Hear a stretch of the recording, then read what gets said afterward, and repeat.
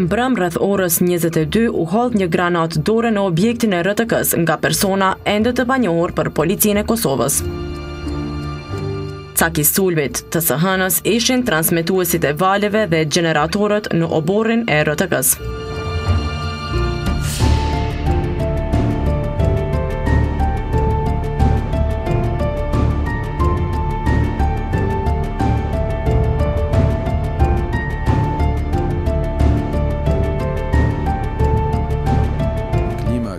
Politike në Kosovë, sigurisht që mund tjetë një prej edhe gjuha e përdorur, domethënë gjuha e urrejtjes, gjuha nxitëse, shantazhuese ndaj radio-televizionit të Kosovës, ndaj stafit të radio-televizionit të Kosovës. Sigurisht që mund shfrytëzohet nga dikush pastaj edhe të bëjë veprime siç ka ndodhur në kjo mbrëmshme. Prandaj unë normalisht nuk e përjashtoj këtë mundësi.